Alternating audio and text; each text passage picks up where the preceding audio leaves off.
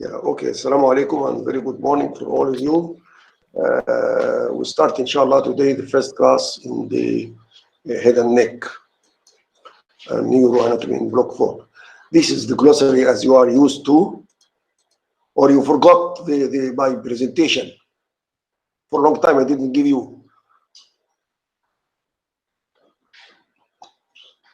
Please react.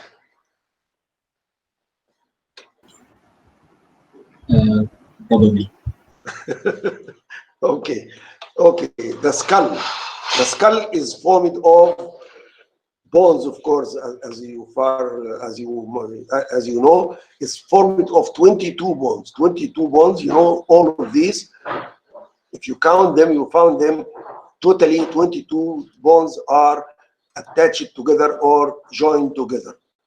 Okay, these are some of the bones. The frontal bone, perhaps you heard about these names before. This is parietal bone. This is occipital bone. This is the sphenoidal bone. I'll concentrate a bit about the sphenoidal bone because it will come to you into the cranial nerves and all that. So the sphenoidal bone, it has a body. In this area here, it's in the middle of the skull. It is.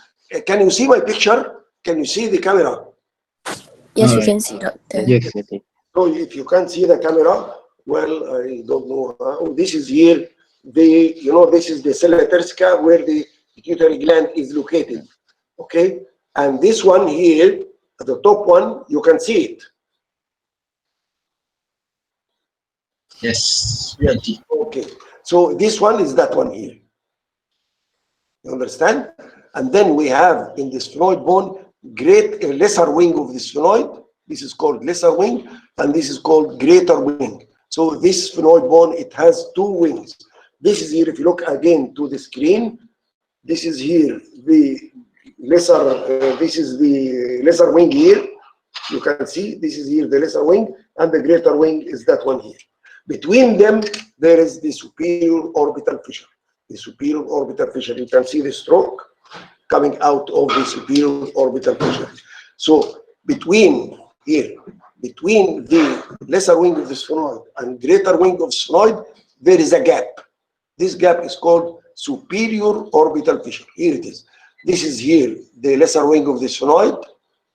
This is here the sella turcica, where the pituitary gland is located, and this is the sphenoid bone articulating with the occipital bone, and this is here the temporal bone. When this temporal bone is engaged into this area here, then this is known as the petrous part. Petrous point. We'll come to this, but I'm just concentrating into the lesser wing of the sphenoid and greater wing of the sphenoid and the gap between them.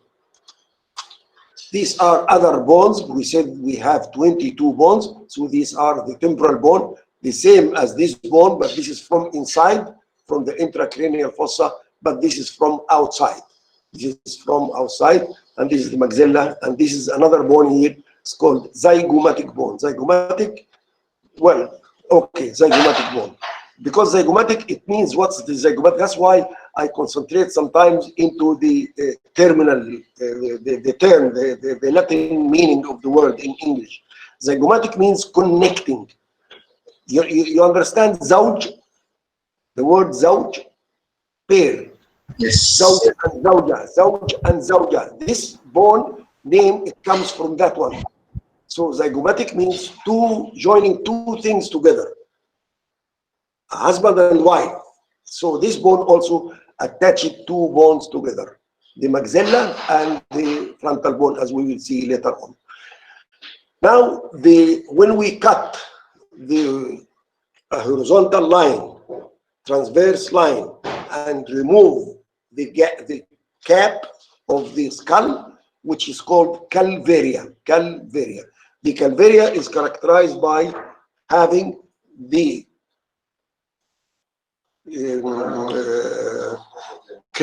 a crest here, okay, and then it has, small depressions. This is called granuli fovea, granuli or granular fovea,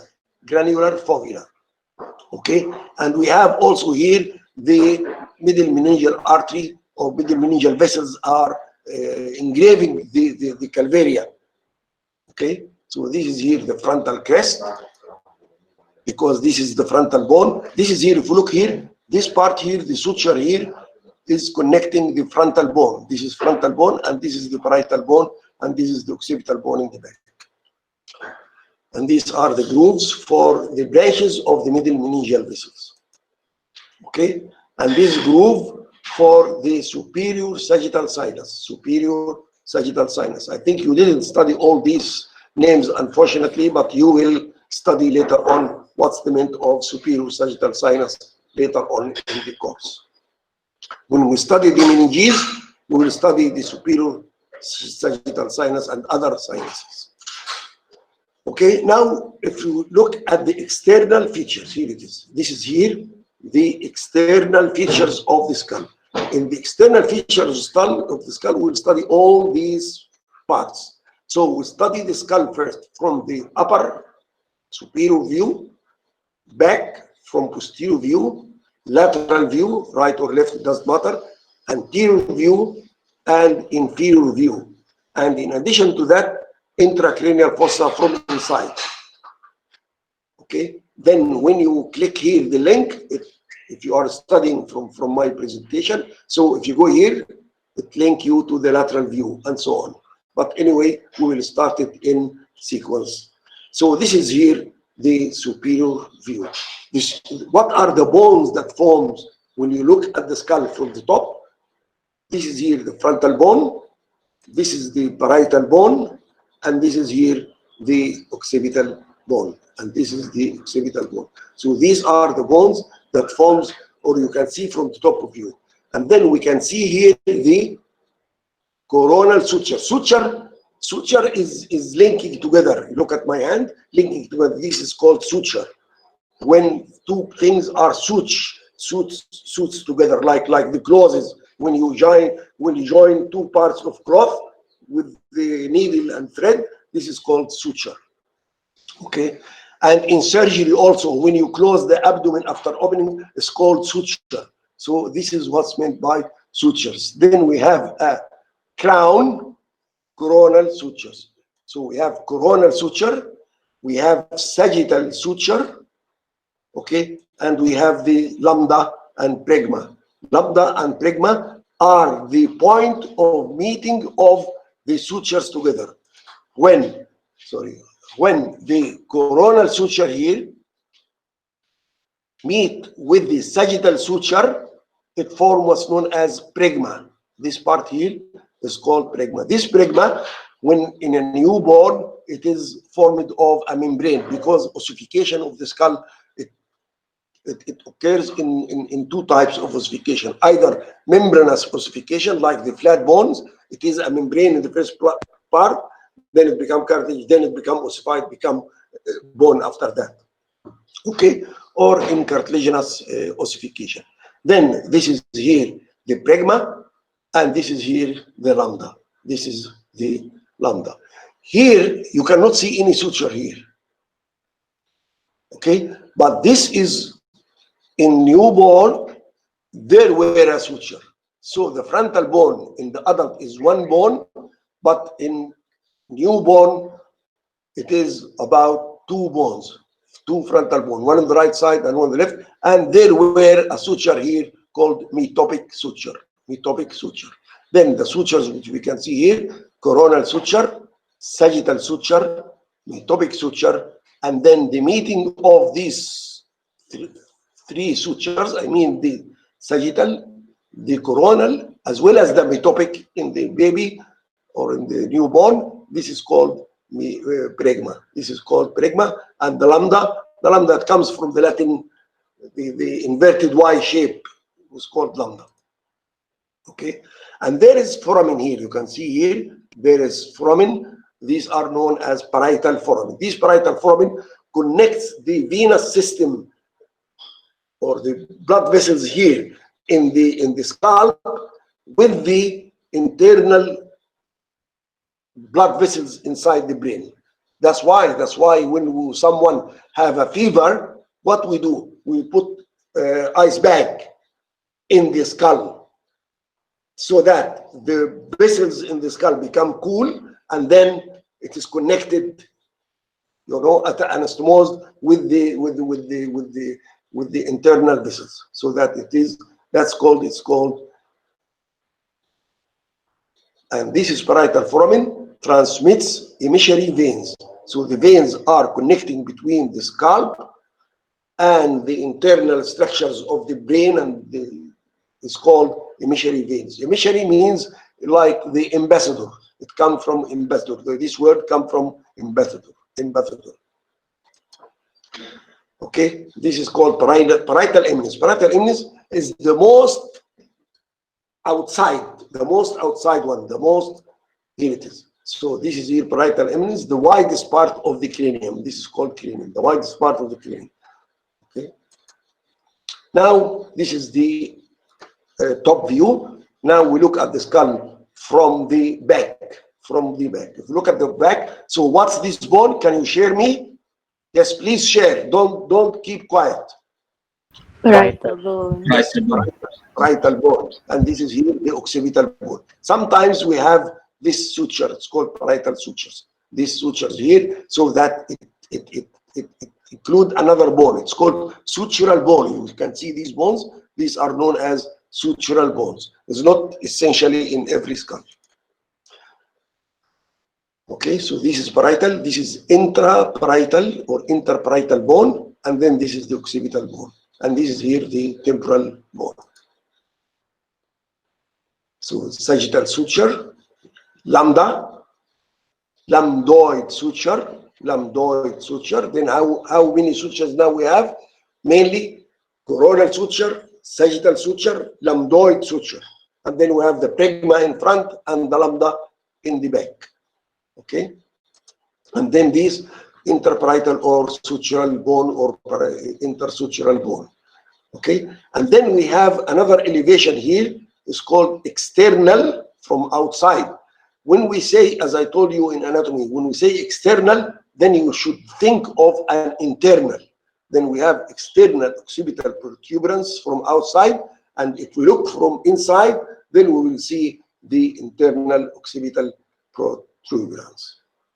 Okay, out of the internal occipital protuberance, this elevation here, there is two nuchal line. Nuchal means neck. Nuchal, the word nuchal means neck. So we have superior nuchal line and an inferior nuchal line. And another one line, very faint line, is called highest nuchal line. Highest nuchal line.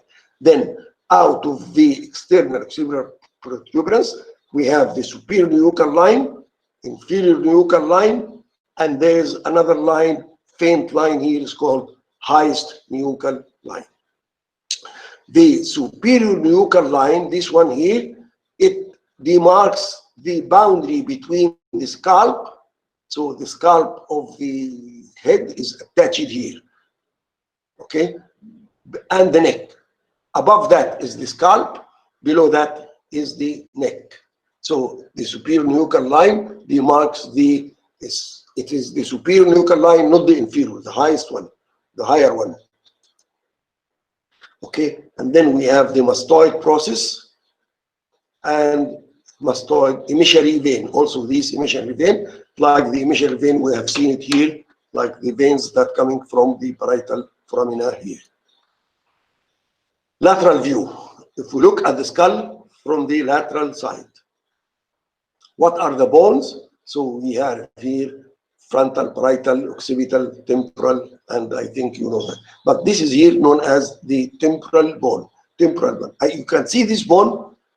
This is known as the zygomatic bone. Zygomatic bone, as I said to you, it comes from zauj because it connects the temporal bone to the frontal bone. So it connects the temporal bone to the frontal bone and also to the maxilla. That's why it's called zygomatic bone, joining bones together. So this is here the zygomatic bone, and this is the temporal bone. So this process here, and this process here, and this, they have names. So this is what? This is zygomatic bone, but this is temporal bone. This is known as zygomatic process of temporal bone. You see temporal bone here. This process here is called zygomatic process. It is part of the temporal bone, but is known as zygomatic process of the temporal bone. And this one, temporal process of the zygomatic bone. And also here, the frontal process of the zygomatic bone, and so on. Okay? And this is the greater wing of the sphenoid. You remember the sphenoid, the bone sphenoid, which we show you, it has lesser wing and greater wing. This is the greater wing of the sphenoid.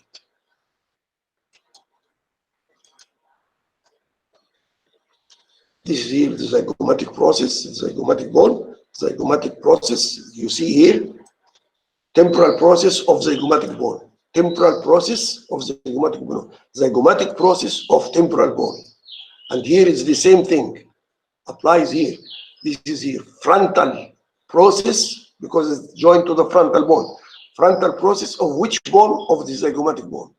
And this is here, zygomatic process of which bone? Of the frontal bone.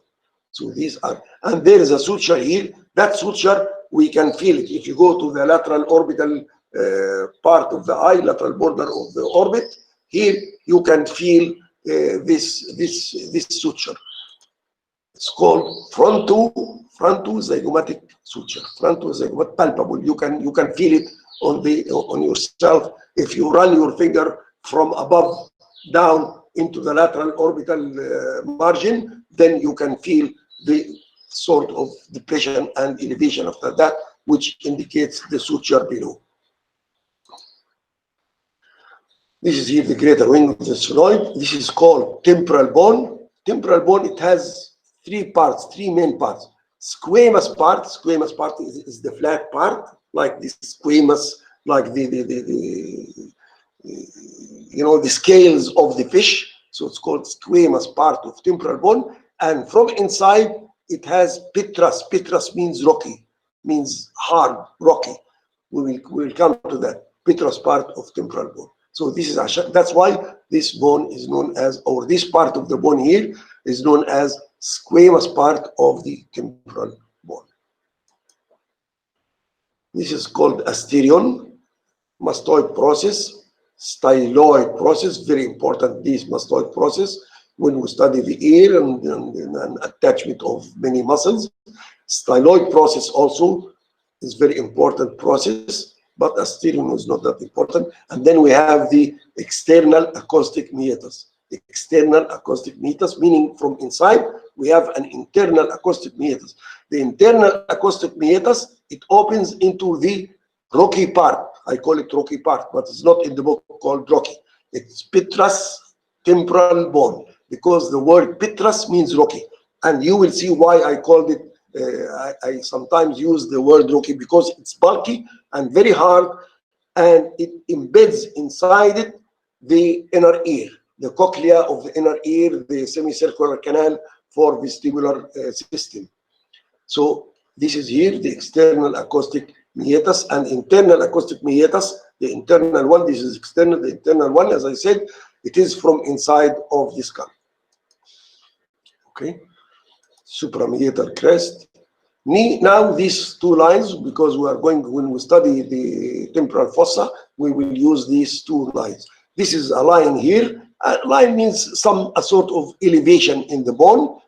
Okay, this is called superior and inferior temporal line, because it's most of the line is in the temporal bone. This is here the temporal bone, and this is the frontal bone. So this is here superior temporal line and inferior temporal line. Boundary from the superior temporal line and the frontal process of zygomatic bone, zygomatic process of frontal bone, this part here, as well as the zygomatic arch. This is called zygomatic arch. All that here, it embeds what's known as the temporal fossa. Temporal. What's the temporal mean? Temporal, it means old. It means aging. Why they call it temporal fossa, or this, you can see here, this part of my skull, this part of my head is called the temporal part. Temporal because it's the first part that becomes white with aging.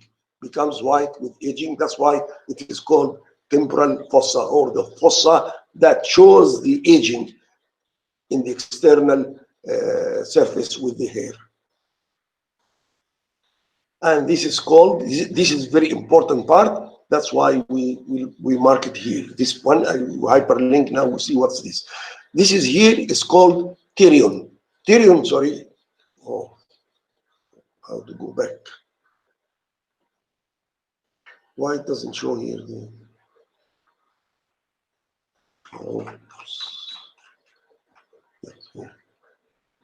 Okay, pterion here is a combination of 4 bones together forming an H shape, and deep to this structure, deep to this H shape, deep to the pterion, which means wing, deep to the pterion is the passage of the anterior branch of the middle meningeal artery, and it's very important artery. That part of bone is very thin, and it's liable to fracture easily and injure and make an intracranial hemorrhage inside the skull. So this part clinically is very important and is known as the pterion, as we can see here from inside here. This is here the middle meningeal artery. This is here the pterion, and this is here the anterior branch of the middle meningeal artery and posterior branch or frontal and parietal branch of the middle meningeal artery. Why there is no link here? There should be a link. Okay. So we come back. Sorry, I think I forgot to make the hyperlink into that slide. Okay. So this is here the pterion. Okay. Are you following? Shall I repeat that part, or let's repeat after we finish first? Okay. And here is the temporal process of zygomatic bone. Zygomatic process of temporal bone, both together they form what's known as zygomatic arch. Zygomatic arch. This is here is the zygomatic arch. Now for the anterior view. Anterior view, we have here the bones that forms the frontal bone, maxilla, and mandible. Here, if we have a line, an imaginary line here, so the frontal bone by its own, it forms 1/3 of the anterior surface of the skull. And then the maxilla, you can see this maxilla, and the mandible, they form the lower 2/3. Then the upper third of the skull is formed of the frontal bone by its own, but the lower 2/3 of the skull is formed of both maxilla and the mandible, forming the lower 2/3 of the skull. This is parietal bone, this is zygomatic, and this is called the nasal bone. And this is here the greater, you can see here, this is here the greater wing of the sphenoid from inside, from outside, and this is here the lesser wing of the sphenoid, and this is here the superior orbital fissure. Superior orbital fissure. As far as we have superior orbital fissure, then we should have an inferior orbital fissure. And this is the orbit, of course. So this is superior orbital fissure, and this is here the inferior orbital. Superior orbital fissure is gap between the lesser wing of the sphenoid and greater wing of the sphenoid. Lesser wing and greater wing, a gap between them, they make the superior orbital fissure. Here it is. You can see it very clear. And this part here is called nasion. Okay. Again, the same as we studied before, the same names, zygomatic process frontal bone, frontal process of zygomatic bone, these two parts here. And then we have orbital margin, and we have here anterior nasal aperture, meaning that there should be a posterior nasal aperture. This is here. If you look at the skull from the back, this is here the posterior nasal aperture. Here it is. The stroke will come out. You can see this is here the posterior nasal aperture. Anterior nasal aperture is there, and then the stroke is coming from anterior nasal aperture back to the posterior nasal aperture. Okay, and then we have here, I think we studied that, superior orbital fissure, inferior orbital fissure, nasal spine is just the spine of the nose. Okay, and here we have three foramina three foramina, supra-orbital foramen or notch. Why foramen or notch? Because in this skull here, it's a foramen. I don't know in this. Yes, in this skull, it is foramen. But sometimes it's a notch. You look at here in this skull. Can you see? This skull here is just a notch. It is not a complete foramen. Then it could be a complete foramen. It could be just a notch, not a complete foramen. This is supra-orbital foramen, above the orbit. As far as we have supra-orbital, then we should have an infra-orbital foramen. Then this is here the infra-orbital foramen. Then above here we have supra-orbital foramen and an infra-orbital foramen. If we go down to the mandible, we will have the mental foramen. We will have the mental foramen.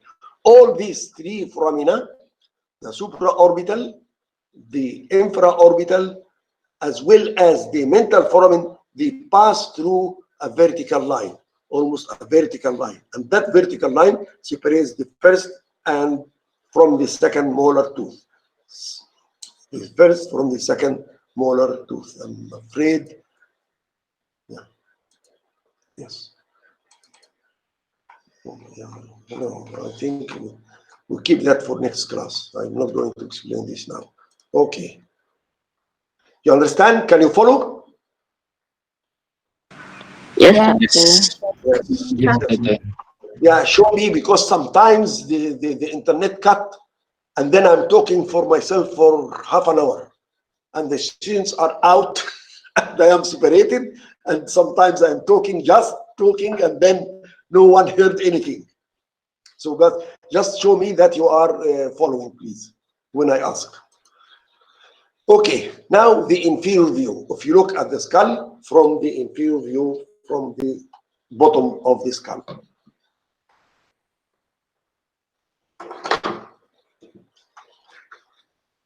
Okay.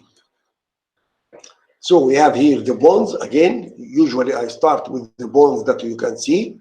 These are the bones that you can see, parietal, temporal, and all that. And this is here the sphenoid bone. And this is here the posterior nasal aperture. You can see it's not marked, it is not labeled, but this is here the posterior nasal aperture. Okay. This is here the occipital bone, foramen magnum, external occipital protuberance, which we study, and external superior nuchal line and inferior nuchal line. Inferior nuchal, superior nuchal line and inferior nuchal line. You see, it's upside down because you are looking from the skull, from the bottom of the skull. This is here the mastoid process. I think we go through that. This is here the mastoid. Mastoid means small breast. Mastoid, mastectomy, removal of the breast in breast cancer. So this is here mastoid process, and this is styloid. Styloid means a needle, So this is here styloid process, and there is a foramen between these two here. This is mastoid process. This is the styloid process, and between them, stylomastoid foramen. Stylomastoid foramen. Okay, and this is here the petrous part of the temporal bone. Okay, and this is here the carotid canal, where the carotid artery enters inside this petrous part. You remember the rocky part, this is the rocky bone, petrous part of the temporal bone, the internal carotid artery enters into here and then exit from there, and then it enters the skull from inside. Okay, and we have here pterygoid plates, medial. This is because the yellow one here is called the yellow bone here is called pterygoid bone. Pterygoid. The P is silent. You don't pronounce the letter P, so it's called pterygoid bone. Pterygoid bone. It has medial pterygoid plate, and another one here is the lateral pterygoid plate. Medial pterygoid plate and lateral pterygoid plate. Medial and lateral pterygoid plate, and this is called pterygoid hamulus. Hamulus means hammer, the hammer for the nail. So this is called pterygoid hamulus. and this pterygoid tubercle. All these related, all these pterygoid humulus, pterygoid tubercle related to the pharynx. When you study the pharynx, you will hear, these names will come across in the course. Okay, this is known as foramen lacerum. Lacerum means what? Lacerum means lacerated foramen. Lacerated foramen, because it is not a real foramen, it's a gap between the front of the petrous part of the temporal bone, of this bone here. You see, all this red one is the temporal bone. Temporal bone. This part on the lateral side here is the squamous part, which we have seen on the lateral surface. Squamous part. And this is here the rocky part of the temporal bone, or the petrous temporal bone. So the foramen lacerum is a gap between, it is not a foramen like this. This is a foramen in the bone. This is foramen ovale, this is foramen spinosum. So these are foramina in the bone itself. This is a foramen of the bone, foramen in the bone. But this is a gap. There is a gap here known as foramen lacerum. Because the bone here, this bone here is not showing in the illustration, it is lacerated. It is going like this, like zigzag here. This part here. Okay, that's why it's called foramen lacerum. And then here, this is the rocky part, petrous part of the temporal bone. Okay, and this, I didn't show the foramina, maybe the foramina in the next slide. Okay, so it is the same. You notice that these are half. This is one half, and then I inverted it to make another half, to make it clear the separate bones together, the palatine bone, the maxilla, and so on, and the sphenoid bone and pterygoid bone and all that. Okay, this is here the petrous part of the temporal bone. This is the styloid process. This is the foramen spinosum. Foramen spinosum. Why spine? Spine is a spine. Foramen spinosum related to a spine, because there is a small spine here. Here it is. You can see here. This is spine. That's why this foramen is known as foramen spinosum. And this foramen is an oval in shape. Oval in shape. So it is known as foramen ovale. So now we studied foramen magnum. Where this? What exits from foramen magnum? What main structure passes through foramen magnum? I'm asking you. Spinal cord. Yes, because it is a common mistake. It's the spinal cord. Okay, it's spinal cord. Actually, it's part of the medulla. But anyway, it's the spinal cord is correct. Then now, what other foramina we studied? Foramen lacerum, because all these foramina, not foramen lacerum, but the other foramina are coming in the cranial nerve. When you study the cranial nerve, all these foramina are coming back to you again. Okay, so this is foramen lacerum, foramen ovale, foramen spinosum. Okay, and this is here the stylomastoid foramen between the mastoid process. This is here the mastoid process, and this is the styloid and mastoid, and stylomastoid foramen, where the facial nerve exiting from this. Okay, pterygoid tubercle, basi-occiput, because part of the occipital bone, the basal part of the occipital bone. This part here is related to the pons. Later on, we'll study that. And this is known as the hypoglossal canal, where the last cranial nerve, number 12, known as hypoglossal nerve, passes through this hypoglossal canal. Jugular foramen. Jugular means neck. Again, jugular foramen is not a true foramen, but it is a gap between the occipital bone, this bluish color or gray color bone, the occipital bone, and the petrous part of the temporal bone or the temporal bone. A gap between these is known as jugular foramen. Jugular foramen. There is 3 cranial nerve, the 9, 10, and 11 will pass through this jugular foramen. And this is here the carotid canal. Carotid canal, where the internal carotid artery enters into or have an access through. There is a canal here through inside this bone, inside the petrous part of the temporal bone, where the carotid artery enters inside the skull to have an access to the intracranial fossa. to the intracranial fossa. Here it is, carotid foramen or carotid canal. Actually, in reality, it's not carotid foramen.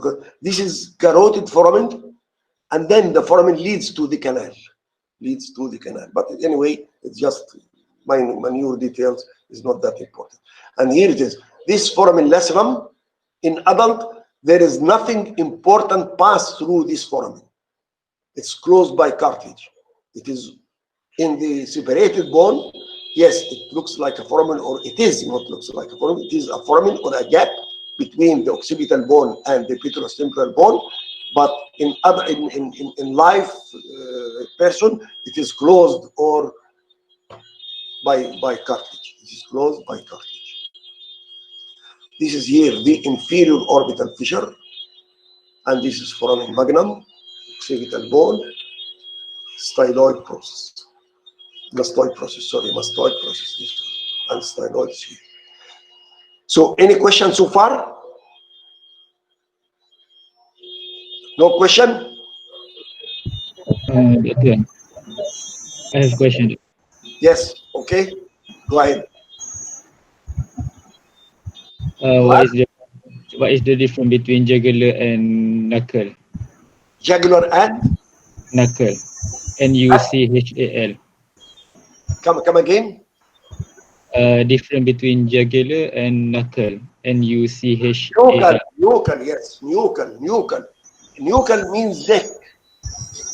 Nuchal, this is here, the superior nuchal line.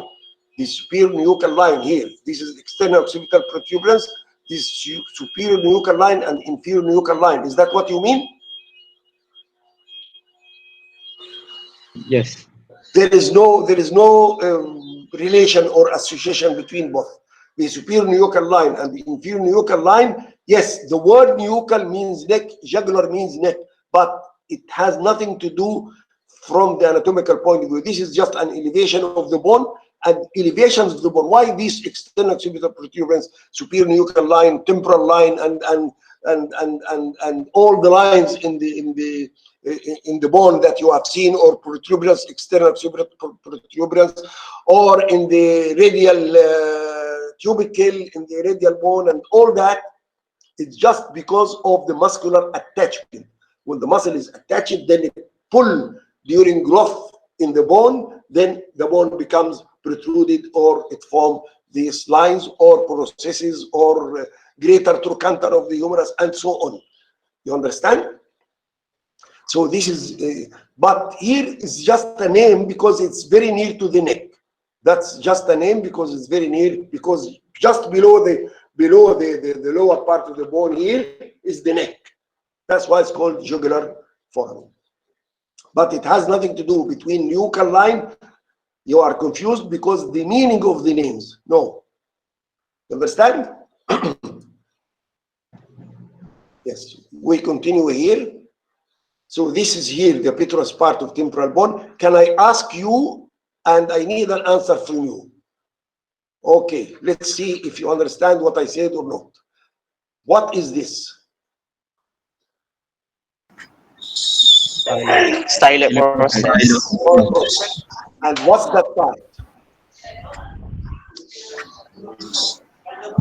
What's this part? Petrous part of temporal bone. Petrous part of temporal bone. And this is here. What is? Canal. Carotid canal. And this petrous part is a gap between the temporal bone. Or this is a temporal bone. Okay. And that is here. Created part. Only with Sorry to interrupt, but Yasin should off the mic. yeah, they off the mic only when you want to speak. Just you can unmute. Okay, so this is here the gap. You see how it is lacerated. So this is here called the lacerated foramen, and this is what I need an answer from you. Foramen ovale. Foramen ovale, and this is this one. Foramen spinosum. Spinosum, and this one.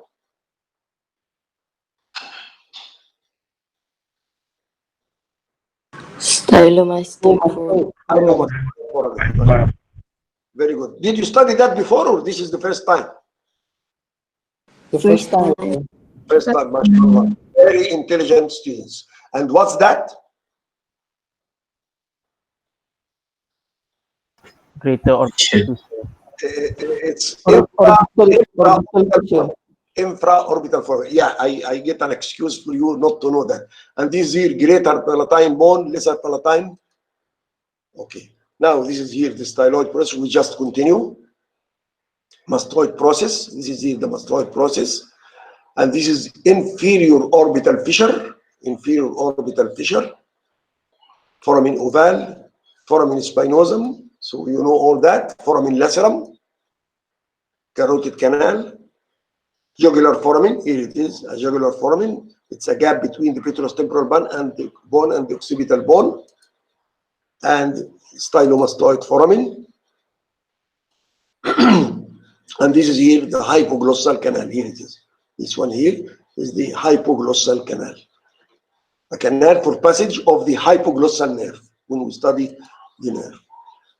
Now, if we look at that part of the skull, it's very important because again, these names, it will write it down because it will come to you when you study the cranial nerves. The cranial nerves. Okay? Particularly the facial nerve and the maxillary nerve, it's coming to you back again, all these things. Okay, so trigopalatine fossa. This is this part, this fossa here, deep to this here. This is called trigoid bone. This is the maxilla, and this is palatine bone. Again, this is here the trigoid bone. This is greater wing of trigoid. This is trigoid bone. And this is the maxilla, all this is the maxilla, and the maxilla is articulating with another bone here, is called palatine bone. And this is here, trigopalatine fossa is inside between the trigoid bone and the palatine bone. Palatine bone and trigoid bone. Trigoid bone is there. Okay, so this is here, the trigoid bone. This is the maxilla. Yes, this is the maxilla, but this is here the palatine bone. Then the gap between these two bones, between this and this from inside here, is called trigopalatine fossa. Trigopalatine fossa, which the gap is here. Here it is. This is here the maxilla. This is the palatine bone. This is trigopalatine ganglia. All that I'm just saying, but is not related to the topic which we are talking now. Okay, but I'm just giving it because all that you will study later on when you study the facial nerve and the maxillary nerve and all the cranial nerves, or some of the cranial nerves related to the ear and the, okay. And this gap here is called trigomaxillary fissure between the maxilla and the trigoid bone. So this is here the trigoid bone, and this is palatine bone. So three bones are related to this. A gap between the maxilla and the trigoid, trigomaxillary fissure. The trigomaxillary fissure. Here it is, trigomaxillary fissure. Sometimes they call it trigopalatine fossa, and this leads to the trigopalatine fossa. So the fissure, if we go deep into the fissure, it leads us into the trigopalatine fossa, into the trigopalatine fossa here, into this fossa. Here it is, where the trigopalatine ganglia, this is known as trigopalatine ganglia, are embedded inside the trigopalatine fossa. Here it is. Okay, and here between the trigoid bone and the greater wing of the sphenoid, this is the greater wing of the sphenoid, there is an elevation of bone, or a line of elevation. This line is called infratemporal. We say that this is called temporal fossa. This part here is the temporal part, and this is below that is the, look at the skull. The skull here, this is here the temporal fossa, and here this is the infratemporal fossa.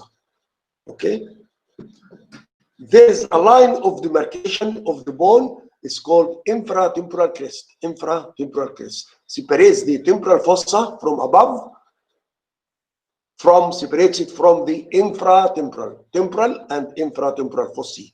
Fossae, a plural of fossa. So temporal fossa above and infratemporal fossa below, and there is an infratemporal crest separating both. Back again to the topic of this slide. We have three bones are associated or related to that.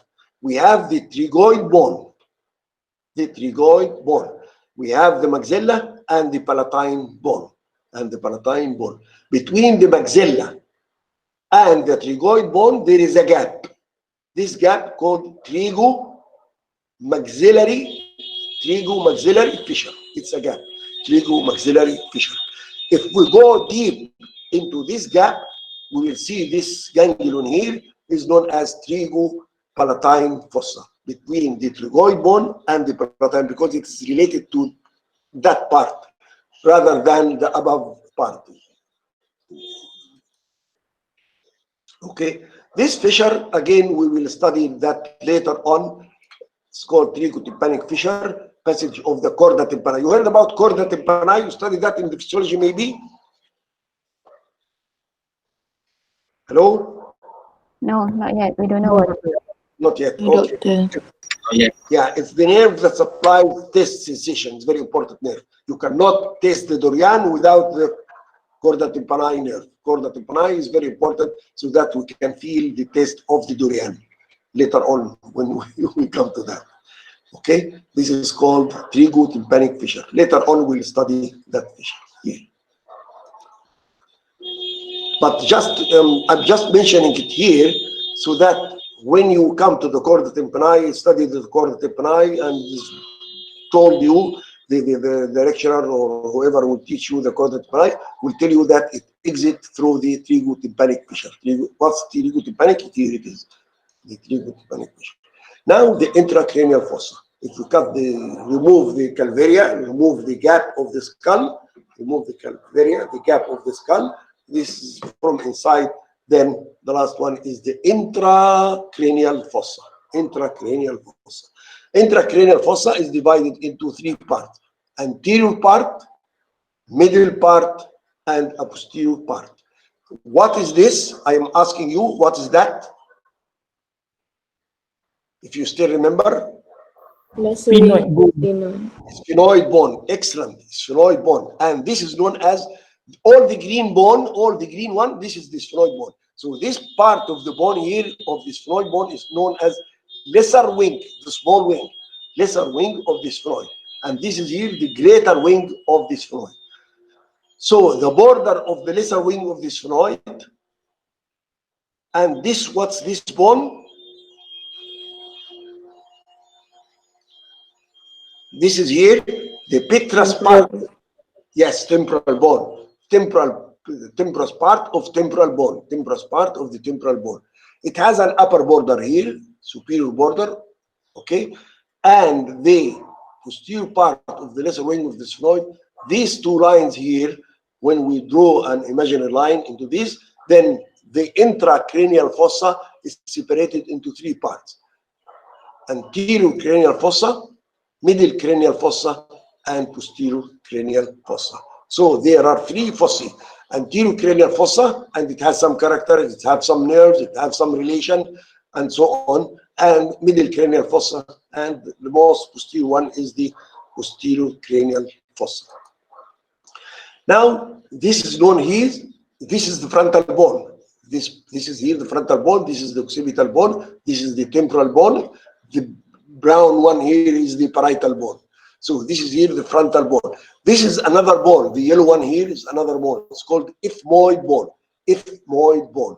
Okay. So that plate here, flat plate, which we can see it in the skull here. If you can see this part, can you see that in this skull, in my skull? Not my skull, but the skull that I'm holding. Okay. This is called orbital plate of frontal bone. Orbital plate of the frontal bone, because just deep to that plate is the eye bone. Here it is. This is here the orbital plate, and this is the eye, if you can see that. Okay. And this is the ethmoid bone. You see many holes is that. That's why it's called cribriform. Cribriform is that one. That one is a cribriform. Cribriform, like a sieve.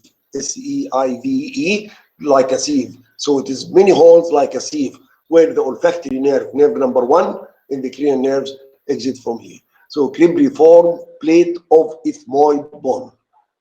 Again, the cranial fossa. We have anterior cranial fossa, middle cranial fossa, and posterior cranial fossa, and they are separated by a line, an imaginary line between the lesser wing of the sphenoid, the posterior border of the lesser wing of the sphenoid, and the superior line of the petrous temporal bone. Okay, and then we have here crista galli. You know the crest of the cock. You know the male chicken, the cock. It has a crest here. That's why it's called crista galli. Crista galli. Galli is the hamlet of the Roman. Crista galli. Okay, this is here the lesser wing of the sphenoid, and this is greater wing of the sphenoid. And what's that? What's this? Superior orbital fissure. Excellent, mashallah. Superior orbital fissure. And this is here the sella tersica. Tersica comes from Turkish.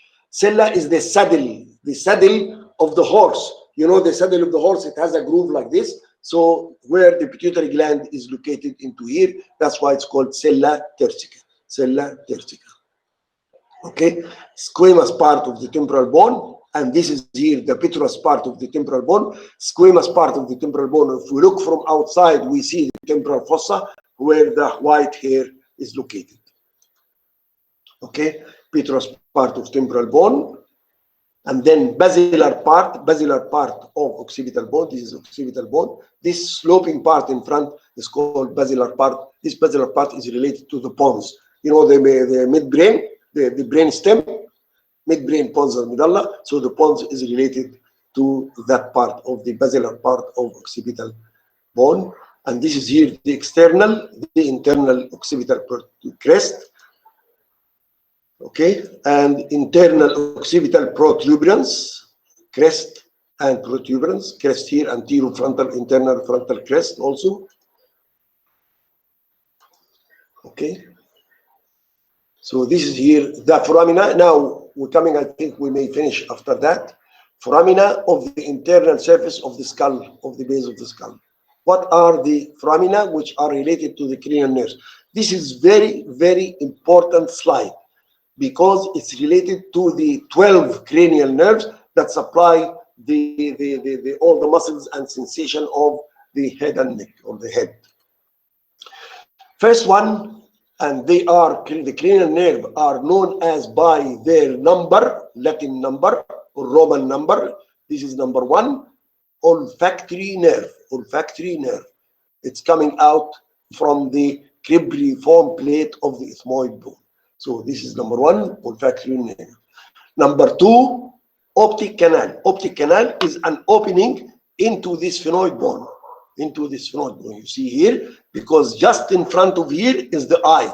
This is the optic nerve. The optic nerve for vision. It enters from here. It enters the skull from here. Optic canal, where the optic cranial nerve number 2. And then the superior orbital fissure, which we talked about 100 times in this. There is 4 cranial nerves passing through. 3, 4, 5, 6.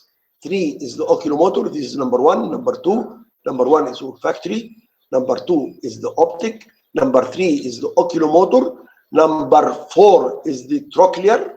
This trochlear number 4. Ophthalmic, trigeminal. We will see now trigeminal, and abducent number 6. Now I'll explain a little bit about the trigeminal nerve. What are the cranial nerves? Cranial nerve number 1, olfactory, optic, oculomotor, and then trochlear nerve. The trigeminal nerve, nerve number 5, it has 3 branches. That's why we say 5A or trigeminal A. Okay, this is, can you see me? Can you see my face? Yes. Yes. Yes. Now, this trigeminal nerve, it has 3 branches. First branch going to the eye is called ophthalmic nerve, and second one is called maxillary nerve, and the last one is the mandibular nerve. So 5A is ophthalmic, 5B is maxillary, 5C is the mandibular nerve. 3 cranial nerves related to nerve number 5. Okay. Now, what are the cranial nerves that passes through the superior orbital fissure? Number 3, 4, 5, and 6. But 5 is 5A. So 3, 4, 5, 6 are the cranial nerves that passes through the superior orbital fissure. And then foramen rotundum. Rotundum, it means the rounded foramen. Here it is. This is the rounded foramen where the maxillary nerve, the second branch of the trigeminal nerve, passes through. Trigeminal nerve. And foramen ovale is for trigeminal C. Trigeminal C or the mandibular nerve. Now, the mandibular nerve has 3. The trigeminal nerve. The trigeminal nerve has 3 branches. One ophthalmic for the eye. Just below the eye is the maxillary. Below that is the mandibular for the mandibular nerve. Okay? And each one exit or enter the skull. Why I'm saying exit or enter? Because the sensory nerve, it enters. But the motor nerve, it comes from, the sensation comes from the skull down. This is motor. Motor nerves coming from up, down. Sensory nerve coming from down, up. So the sensory nerves are ascending to the brain. If someone pinch me in my hand here, it ascends. But when I want to move my hand, no, the order comes from above, down. So descending, coming down. Descending is the motor, ascending are. That's why the sensory nerves are entering into the brain, if the brain is here, but the motor nerves are exiting from the brain. That's why, in order to avoid this confusion at that stage of study, we say just the nerve pass through. You don't say either exit or enter if you are not confused at this stage. But later on, inshallah, with the course, you will know and you will memorize it like better than your name. Okay? But here, we just say pass through. Okay? So that it pass, either enter or exit. Okay? So now we're coming to nerve number 6 here, we finish. So number 1, 2, 3, 5A, 5B, 5C, and number 6. Superior orbital fissure, 3, 4, 5, 6. 5, be careful that it is the ophthalmic nerve. Okay? And then nerve number 7 and number 8 is known as the facial nerve. Facial nerve is the nerve that moves all the muscles of the face. It's called facial expression. When I agree, when I laugh, when I, you see, all the facial expression are, muscles of the facial expression are moved by the facial nerve. And this, another nerve here is called vestibulo for the vestibular system, for the equilibrium, cochlear for hearing. Cochlear for hearing. So vestibulo-cochlear nerve, nerve number 8. Nerve number 8. Again, nerve number 7 and nerve number 8, which is the facial nerve. You see, I am repeating the number, the Romanic number, number in Romans, and the name of the nerve, so that the nerve is very linked, very associated with the number, and you should know the name of the nerve with its number. You understand? Then nerve number 7, which is the facial nerve, nerve number 8, which is the vestibulo-cochlear nerve. Vestibulo-cochlear nerve is 2 components, one for equilibrium, vestibulo, and cochlear for hearing. Vestibulo-cochlear nerve, nerve number 8. Both of these 2 nerves are entering or exiting, so they pass through the internal acoustic meatus. This is known as the internal meatus. This one here is the internal acoustic meatus. So this is number 7 and number 8. Now, jugular foramen here it is, jugular foramen, the gap between the petrostemporal bone and the occipital bone. This gap here, alhamdulillah, there is what follows number 8, 9, 10, and 11. 9 glossopharyngeal, 10 is the vagus, 11 is the accessory nerve. then 3 nerves passing through the jugular foramen. Through the jugular foramen here, 3 nerves. Glossopharyngeal nerve, okay, vagus nerve, and accessory nerve. Number 9, 10, and 11. Last one is hypoglossal canal. Here it is. Hypoglossal canal, here it is. This is hypoglossal nerve for nerve number 12. Okay, shall we repeat this again? We go through very quickly. We have 12 cranial nerves.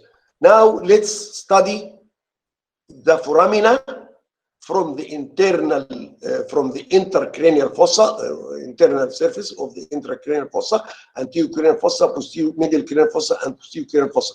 What are the cranial nerves? Number 1 here, this is called cribri. Cribri means the sieve, cribriform plate of ethmoid bone, where nerve number 1 is passing through here. Because just deep to this, just inferior to that surface here is the nose. On the lateral side is the eye. So the nose is just deep to here. This is here. If you look at that, this is here the ethmoid bone. I'll pass this stroke through here. So this is here the ethmoid bone or cribriform plate of the ethmoid bone, as we can see it from here. This is cribriform plate of ethmoid bone for the passage of nerve number 1, cranial nerve. Number 2 here, what's this? This is the eye here. Then this is the optic canal or optic nerve. Optic nerve passing through nerve number 2, optic canal. And they are in order like that. You can see from 1 to 12 and through from front to the back, they are arranged into like this. And then superior orbital fissure, number 3, 4, 5, 6. 3, 4, 5, 5, 5A. 3, 4, 5, 6. 5 is 5A. 3, oculomotor. Number 4, trochlear. Number 5, ophthalmic. Number 6 is abducens. What are the other branches of the trigeminal nerve? This is known. Number 5 is called trigeminal. Ophthalmic is branch of trigeminal nerve. Other branches of trigeminal is the mandibular and the maxillary and the mandibular. Maxillary passing through foramen rotundum. Here it is, the round foramen rotundum, and the mandibular through foramen ovale. So foramen rotundum, sorry, and foramen ovale. Foramen rotundum for the maxillary nerve, foramen ovale for the mandibular nerve. Okay, and then we have number 7 and 8, internal acoustic meter. 7 is facial nerve, 8 is the vestibulocochlear nerve. And then 9, 10, and 11, 9 glossopharyngeal, 10 vagus, 11 accessory nerve. 9, 10, and 11 are 3 cranial nerve passing through the jugular foramen. And last one is the hypoglossal canal for the hypoglossal nerve. And if you notice here, you will find the word canal is for the optic nerve, number 2, and for the hypoglossal canal. Only 2 canals here, the optic canal and the hypoglossal canal. And both of them has the figure 2, number 2 here. And in 12, the second component, second digit is number 2. So the nerves that have figure 2 is a canal, is not a foramen. You cannot say optic foramen. It is not known as optic foramen or hypoglossal foramen. It is optic canal and hypoglossal canal. And both of them, alhamdulillah, they have this figure 2 passing in the component of the figure. Okay, shall we move on? It is foramen lacerum. Here, foramen lacerum. What passes through foramen lacerum? There is some minor structure, but mainly it is. Yes, anyone? What's the characteristic of this foramen? Foramen lacerum, the lacerated foramen. Blocked by cartilage. It's blocked by cartilage. There is nothing passed through, or no important cranial nerve passing through foramen lacerum. There is some minor things, but not important that. And then carotid canal. It is not a cranial nerve where the internal carotid artery pass through. The internal carotid artery. You remember the internal carotid artery? We said it enters from the carotid canal or carotid foramen here, and then it passes inside. It passes from. You see here, if you look at the screen here, then let's say it passes from the back of the screen, it's coming from the back of the screen, and then it enters into the petrostemporal bone and come out here through the carotid canal, to enter vertically toward me, superiorly, so that it supplies the all blood supply. Because you know the common carotid artery, you heard about common carotid artery, of course. The common carotid artery, then it divides into internal carotid and external carotid. External carotid is meant to be for the muscles of the head and neck, for the blood supply of the head and neck. But the internal carotid artery is a unique artery that is only meant to be for the central nervous system, supplying the central nervous system with its branches. Internal carotid artery. Both are coming from the common carotid artery. And this is the foramen spinosum, middle meningeal artery. You remember the middle meningeal artery? We mentioned the middle meningeal artery when we mentioned the pterion, the H-shaped sutures in the temporal part of the, at the temporal fossa here. This is called the pterion, okay? And nervus spinosum. Okay. Okay, shall we continue, or are you saturated? Yeah. Yeah, okay, I think we stop here and then we continue. We arrange for tomorrow, inshallah. But because tomorrow is our first day, we have to report into the campus. We have to go in our setup here. We have to go. So at 9 o'clock in the morning. So I don't know how long are we going to stay and so on. Then after that, inshallah, we can arrange for the second session. For this skull. We don't know what's happening tomorrow, what is going to happen. Are we going to continue, or we're going, I don't know yet.